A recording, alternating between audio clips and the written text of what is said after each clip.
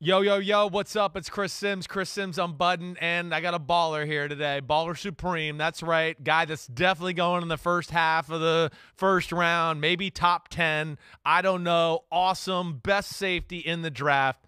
Kyle Hamilton. What's up, dude? How you doing? I'm doing well, Chris. How about you? Good, man. I'm a huge fan of yours. Do you remember the first time meeting me or seeing me at all by any chance? I believe it Yeah. was in a game, like social media prep or whatever it Yeah, was, production the meeting before a game, production right? meeting. Yep, Yeah. yep. We got a chance. Good. All right, cool. I'm glad you remember me. That's good to know. I'm the goofy, tall, blonde guy, so I'm not that easy to forget. I remember the first time I saw you. I really do. I was at a practice your freshman year, and I meant, oh man, Notre Dame's not going to have this guy that long. He's a 3-year guy. He's out of here. That's the first thing I want to ask you. When did you know, like, oh wow, I got a chance to really be a high pick in the NFL draft and go that way? When did it kind of hit you? Yeah, so I think coming in, obviously I was confident, but at the same time, you don't really know how good you are compared to other Right. elite college football players. And then my first camp practice, my freshman year, I had 3 picks, and I was Yes. kind of like, okay, I have the opportunity to play here, and I have the skill to play here, so that kind of boosted my confidence. But I would say when the tide actually changed, and I thought I could leave within however many years to go to the league. I think it was probably the Virginia game, which is about midway through my freshman season, where I had a pick and like a few tackles, and then I felt really comfortable. And then I just sat back and was like, I'm only a freshman. Who knows where I can go from here? I have a lot of growth to do, but I thought the potential was there for sure. Yeah, no, that I was there at that game. Of course, that was a game on NBC, and you're right. I mean, so that was it. All right, so like for all those fans out there that want to get the Kyle Hamilton experience, what is the game? What's the one game in your college career where you look at it, you go, you know what? If I was gonna have my fans look at a game, this is the one I balled out in. I would say Purdue of this last year. I think all 3 levels, also communication wise, played well on special teams, made all the right plays, was disciplined. I think from top to bottom, that's probably my best game overall. Yeah, all right, all right. So Purdue this past year, yeah, you did play well. I watched that on film. All right, and this is what I want. Another thing I want to get into you. Like, when did it become football? And I find your career or your life history a little interesting. Dad played basketball. You were living in Europe, over in Greece, right? Correct me if I'm wrong. You know, to, Yep. Yep. did you grow up thinking you were going to be a football player? Or did you grow up thinking, man, I'm going to be a basketball player like Dad? I grew up wanting to be a football player. I've always loved football more. Everybody in my family could tell you that. But freshman year of high school, I was probably, and this is being generous, 5'11", 145, soaking wet. So I was like, I guess I'm gonna have to play football. It's just because I'd be broken in half, or play basketball just because I'd be broken in half and play football. But luckily, I grew into my body a little bit. I had a few basketball opportunities, but as soon as I got my first football offer, I Yeah, pretty much quit that was basketball it. and all in on football. Yeah, like so what was that? We're talking like sophomore year, you started to grow and become like more of a football specimen that way? Yeah, I would say I was probably 5'10" and a half, 5'11" my freshman year, and I was like 6'3" my sophomore year. Wow, yeah, that's a growth spurt for sure. All right, and then dad was Yeah. always cool with it. He was all right with you. He never pushed back and went, "Hey, try basketball, do this." He just let you follow your dreams that way. Yeah, and I appreciate him for that because obviously he played professionally, brother played in college. Every uncle and cousin that we have played basketball in college or professionally. So I'm the outlier. I'm the family taboo, I guess. But I mean it's working out so far. Yeah, yeah. I think it's working out there, buddy. You're gonna be okay. It just happened to work out. Um, okay. Now, like dunking, 40-inch vertical at the combine, we like through the legs kind of dunks. Like, what kind of things can we do as an athlete there on the court? I can do 360 windmill. I can do like a reverse double clutch, catch a windmill off the glass. All right, so you Might could as do well. everything. You could do everything, is what you're telling me. I don't want to pat myself on the back too much, but I can do a good amount of All right, dunks. I figured you could, the way you play the ball. And then I don't know if you could make it splash from 3-point land, but See, that's my problem now. that's your problem. You can't shoot. You can't shoot it that way. Yeah, I've been playing football for too long. I kind of lost my touch, but I can still dunk. All right, all right. Well, speaking of splash and water, I just can't go on any longer and not ask you about the picture that's behind you. Is that you back there with the girl in the bikini? What's going on there in that picture underwater? That is unfortunately not me. I'm currently in a hotel in Las Vegas. Okay, So, all right, all right. but no, that is not me. All right. Well, I thought maybe those were your biceps and your arm. I wasn't sure there totally. Nah. All right. So now let's I want to we know you're a good football player and I want to get into that. But now I want to put you under the real grill. All right. Like sell me. You're here today because of Sleep Number and you're a big time player in the draft. So let's see how Kyle Hamilton, the salesman, does on Sleep Number. Go ahead, man. I was a business major at Notre Dame, so hopefully I can sell a little stuff. But yeah, so partnered with Sleep Number throughout the draft process. I thought it was a great opportunity for me to partner with a company that helped me in my recovery and opportunity to recover and sleep better. And sleep's probably the most important part of recovery at the end of the day. No pun intended. But so throughout my whole draft process, obviously getting your body right is very important. And then going to the NFL, recovery is going to be even more important. So having a great company behind you that can improve your sleep, it's priceless. And I'm very thankful to be part of it.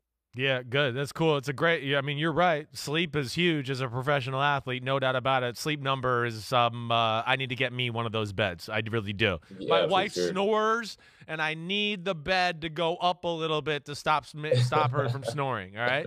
So I don't know. Right, you're not married yet, but you'll understand one day. Okay. Now the player, you're awesome. I loved watching you play from day one. You're physical. You can play at all three levels. You're great that way. You got the combine 40 this year. It was a 4.59. Everybody was a little disappointed. You don't look like that on the field. You play faster than that. I know that for sure. Yeah. But what was it like having to deal with that criticism throughout this whole process? I mean, it's just one of those things. Everybody has something. That just happened to be my thing. Can't really, it's in the past now, can't really control it too much from here on out. So one thing I will blame it on, maybe I was in the hotel in Indianapolis and wasn't able to get sleep on my 360 smart bed. Look at you tying it all together. But I think it honestly made a difference, but not too much. Maybe I was a little tired, but yeah, I mean, didn't run my best. I mean, if that's what I had been running throughout the process, then I probably wouldn't be that mad. But knowing that I've been running faster and just had a bad day, it's just one of those things. You just got to wear it. So yeah, not stressing too much. Can control what I can control from here on out. So it is what it is. Yeah, you shouldn't stress too much. It's not going to matter. You're still the man. You're still going to be the first safety off the board and a high pick. There's no doubt. It's got to be annoying though. Like, is that something do teams ask you about that? Do they answer that, or do they just go like swipe it under the rug? Because like I said earlier, you watch film and you play a lot faster than that on the football field. Right. Yeah, if I had to choose, I'd rather play fast with pads on and than running in my underwear. But yeah, I mean, teams talk to me about it. I mean, and it's a subject that probably should be talked about. But at the end of the day, I kind of just try to make it a light thing. I mean, I didn't run crazy slow, I didn't think. Right. But, I just tell them like maybe I'm only fast in pads or something. So maybe I'm only fast when the popcorn's popping. So yeah, I definitely talked about it, but at this point, it is what it is. Yeah, yeah. All right. So now your game itself. You do a lot of things well. You're like a safety hybrid player. What do you kind of like envision yourself? In the NFL. Do you think you're a guy that's going to be more down at the line of scrimmage, playing like out over the slot, or do you think you'll be more in the traditional free safety, strong safety role? I think I can be pretty interchangeable at both positions. I feel like I have areas to work on in both positions and a lot of fast football, and I'm excited to do so. But I feel like not letting the offense know where I'm going to line up every play and being strategic with my positioning and my alignment and my assignment and my influence all over the field. I feel like that's best taking advantage of my skill set and why I'm unique and why I think I can change an NFL team. So yeah, I mean, I feel like I can excel at both levels, at all three levels, and I'm excited to work on that and show that. Any specific area? Because I know you're pretty professional in your approach, and you got it all together. You're mature. What's like area of growth number one Kyle Hamilton wants to bring to the NFL that you got to work on in your game? Yeah, I would say patience in the post, because I feel like I'm a pretty aggressive player. And once I see something, I believe it and I go. In the NFL, obviously, guys playing quarterback are really good at looking post safeties off and come back to where they really want to go. So right. I got hit on that a few times in college. So probably just being a little more patient before I break out of the post. All right. So here we are 2 days, 48 hours from the draft. Like, again, I don't expect you to tell me specifics, but do you got a good feel for where you might be going? Like, are you totally in the dark right now? Or do you know like 2 or 3 teams for sure that, you're thinking, where's Kyle Hamilton's head and world at right now? Chris, I know as much as you. Yeah. All right. Yeah. That's my honest answer. I know. No yeah. Anywhere, so we'll see. It'll be exciting. Yeah, no, I don't expect you to lie to me. I feel like you're the kind of guy that if you had 2 or 3 teams that you knew were hot on you for sure, you'd go, yeah, there's 2 or 3 I like. So don't worry. Yeah. I hear you. All right, so be honest here. Who would you rather listen to, Katy Perry or Taylor Swift? I love that question. What year is it? No. Don't turn my questions on around me. What do you mean? You have certain years you want to go with either one of them for? You got their release dates out there? Which one are you going to go with there? I just remember Taylor Swift being really, really, really big when I was in late elementary, middle school. Right. So I'll probably have to go with Taylor Swift. Okay. Katy Perry has hits though. Yeah, no doubt about it. Definitely. All right. Like, what's your favorite snack, food? Like, what's your guilty pleasure candy, sweet tooth you go to? 100-gram bar. 100-gram bar. Wow. I know that's the reaction every time, but I love it. 100-gram bar is definitely my go-to. I would not have expected you to say that. Wow. All right. You play like Xbox or PlayStation? Which one we going with? PlayStation. I was Xbox, but I switched over. Damn. Okay. You're to the dark side. I like Xbox. All right. Now, Dad played b-ball. Who is it, LeBron or MJ?